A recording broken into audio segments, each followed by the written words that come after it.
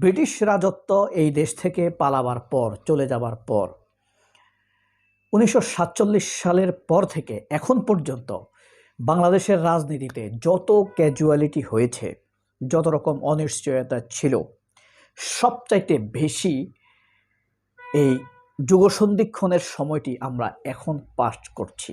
অর্থাৎ বর্তমান সময়টি রাজনীতির যুগসন্ধিক্ষণ, পলিটিক্যাল অ্যাডলসেন্ট এজ হিসেবে রাজনীতির ইতিহাসে লেখা থাকবে। কারণ হলো, আপনারা খুব পুরাতন কথা হলেও, বারবার বলা হলেও চিরন্তন অমনিবাস সত্য কথা যে বাংলাদেশের ইতিহাসে এমন ঘটনা ঘটেনি যেখানে রাজনৈতিক টপ পার্সন থেকে শুরু করে মেম্বার, চেয়ারম্যান, মন্ত্রী, এমপি, মসজিদের ইমাম, স্কুলের শিক্ষক, ইউনিভার্সিটির ভিসি সব পালিয়েছে। এমন ঘটনা আর ইতিহাসে অতীতে ঘটেনি, পৃথিবীর কোনো দেশেই ঘটেছে বলে আমার মনে হয় না। যদি ফ্যাসিবাদের পক্ষের এই ধরনের একটি ঘটনা ঘটতো, তাহলে ফ্যাসিবাদী কালচারাল কর্মীরা এটা নিয়ে সিনেমা, নাটক বানিয়ে এতদিনে ভরপুর করে ফেলতো। আপনারা দেখতেন এনটিভিতে, চ্যানেল আইতে, প্রথম আলোতে এ নিয়ে দিস্তার পর দিস্তা কাহিনী, গল্প, কবিতা লেখা হতো। কিন্তু বাংলাদেশের পক্ষে এই পরিস্থিতি ঘটার কারণে গল্পও লেখা হচ্ছে না, নাটক, সিনেমা তো হবার কোনো সুযোগই আমরা দেখছি না।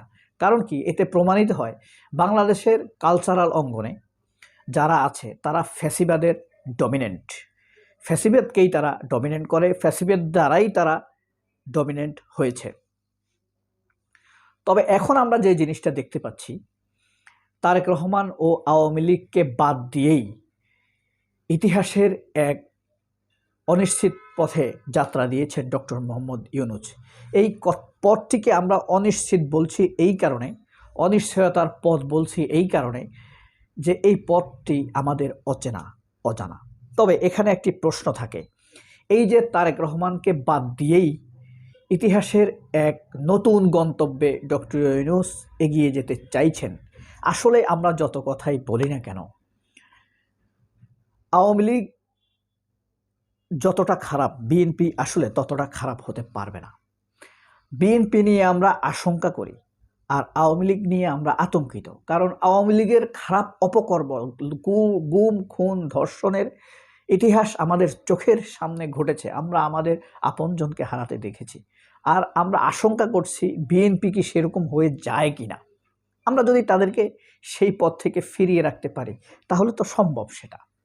আর আওয়ামী লীগের মতো হিংস্র হওয়া বিএনপির দ্বারা আসলেই কিন্তু সম্ভব না। বিএনপিকে একটা পথে থামিয়ে দেওয়া সম্ভব। এখন কথা হলো, এই যে তারেক রহমানকে বাদ দিয়ে, তারেক রহমান এবং আওয়ামী লীগকে বাদ দিয়ে যেই প্ল্যান এর কথা বলা হচ্ছে, যদিও এটা হবে না, কিন্তু এরকম আশঙ্কার কথা সবাই বলছে। আপনি যদি বিএনপি থেকে জিয়া পরিবারকে বাদ দেন আর বাকি যে অংশটুকু থাকে, এই অংশটুকু আওয়ামী লীগ হতে আর বেশি দেরি লাগবে না। এই পুরোটা বিএনপি আওয়ামী লীগ হয়ে ওঠার পথে, ভারতপন্থী হয়ে ওঠার পথে, ফ্যাসিবাদী হয়ে ওঠার পথে সবচাইতে বাধাটুকু জিয়া পরিবারই। আপনি যাই বলেন না কেন, যত কথাই বলেন না কেন, কারণ কি, এখন পর্যন্ত যত অনিশ্চয়তা, যত ভয়, যত আতঙ্ক ওই জিয়া পরিবারকে ঘিরেই। কেন, তারেক রহমানকে ঘিরে যেই আতঙ্ক বিরাজ করছে, আসবেন কি আসবেন না, যত ট্রল হচ্ছে, ফখরুলকে নিয়ে কেন হচ্ছে না, আমির খসরু মাহমুদকে নিয়ে কেন হচ্ছে না, মেজর হাফিজকে নিয়ে কেন হচ্ছে না? কারণ কি, এদেরকে প্রশংসার মুখেই রাখছে শাহেদ আলমেরা। কারণ শাহেদ আলমরাই চায় তারেক রহমানকে তথা জিয়া পরিবারকে মাইনাস করে তারা একটি বিএনপিকে নতুন ফরমেশন দেবার জন্য, বিএনপির যেই ফরমেশনটা হবে আওয়ামী লীগের কাছাকাছি, তারা ভারতের মুখে কথা বলবে, ভারতের সুরেই কথা বলবে, আওয়ামী লীগের ছায়ার নিচেই থাকবে এবং বাংলাদেশের রিফরমেশনের যে আকাঙ্ক্ষা, সংস্কারের যে প্রত্যাশা মানুষের মনে, তাকে তাচ্ছিল্য করবে, বিচারকে মেলাইন করে দিবে, 24কে তাচ্ছিল্য করে দিবে।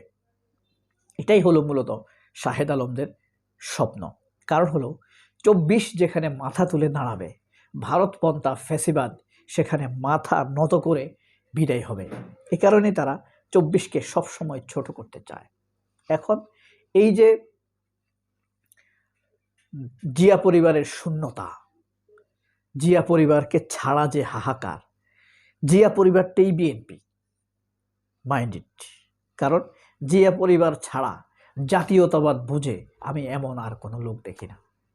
মির্জা ফখরুল বাঙালিত্ব ধারণ করে, মির্জা ফখরুলের মেয়েরা বাঙালিত্বের জন্য কান্নাকাটি করে, কিন্তু বাংলাদেশি যে জাতীয়তাবাদ, যে ইজম, এটা কিন্তু জিয়া পরিবার ব্যতীত আর কারোর মধ্যে দেখি না। এটার অন্যতম কারণ হলো যে এই জাতীয়তাবাদকে বা বিএনপি নামক দলটাকে যারা গত 40-42-50 বছর যাবৎ অর্গানাইজড করেছে, তাদের মধ্যে জিয়াউর রহমানকে বা জাতীয়তাবাদকে ধারণ করার মতো লোক ছিল না।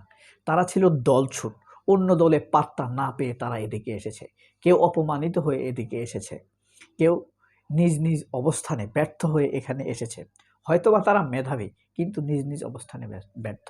আপনি মশিউর রহমান যাদু মিয়া, মুসলিম লীগ থেকে বিতাড়িত, আওয়ামী লীগের দ্বারা কোণঠাসা। আপনি দেখেন, তিনি এসেছেন বিএনপিতে। বাংলাদেশি জাতীয়তাবাদ কি তারা বুঝে না, করে নাই। আপনি মানান ভূঁইয়ার কথা ভাবেন, সারা জীবন কোথায় ছাত্র ইউনিয়ন করেছে? মতিয়া চৌধুরীর সাথে ছাত্র ইউনিয়নের সভাপতি ছিল, ন্যাব ভাসানি করেছে, সেখান থেকে জিয়াউর রহমান, যেই লোক চেয়ারম্যান ইলেকশনে হেরেছে 2 বার, মান্নান ভূঁইয়া চেয়ারম্যান হিসেবে 2 বার হেরেছে, সেই মান্নান ভূঁইয়া বিএনপিতে এসে বাংলাদেশের বলতে 1 নম্বর রাজনৈতিক ব্যক্তিত্বে পরিণত হয়েছে। 1 নম্বর বলছি কেন? খালেদা জিয়া তো by default, Tarek Rahman by default, কিন্তু রাজনীতিতে গেম খেলোয়াড়ের 1 নম্বর পজিশনে তাকে বুঝিয়ে দিই। বিএনপির মহাসচিব কিন্তু আওয়ামী লীগের সাধারণ সম্পাদকের মতো না, যতই আপনারা প্যারালাল ভাবেন। বিএনপির মহাসচিব অনেক স্বাধীন, অনেক গেম খেলতে পারে, তাদেরকে অনেক স্বাধীনতা দেওয়া হয়। এত স্বাধীনতা পাওয়ার পরেও একজন বিএনপির নেতা জিয়া পরিবারকে এস্টাবলিশ করার জন্য সমাজে কি করেছেন, যেখান থেকে জিয়াবাদী বা জাতীয়তাবাদ তৈরি হবে?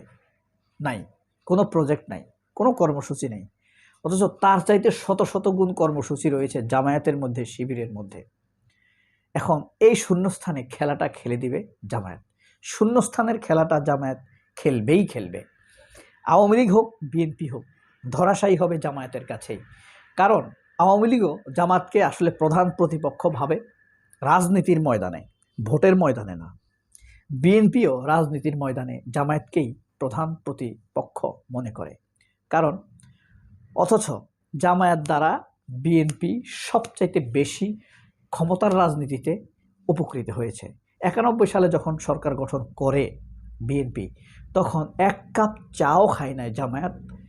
18টি সংসদীয় আসন নিয়ে জামায়াত বিএনপিকে সমর্থন দিয়েছে, সামান্য রকম বেনিফিটেড হয়নি। কিন্তু মান্নান ভূঁইয়ারাই আবার এখানে ফাটল তৈরি করেছে।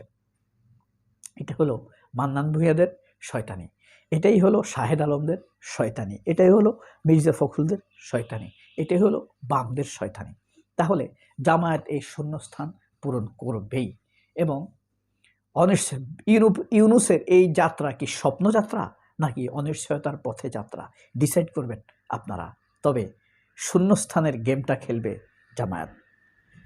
আল্লাহ আপনাদেরকে অনেক ভালো রাখুক। আল্লাহ হাফেজ। আসসালামু আলাইকুম।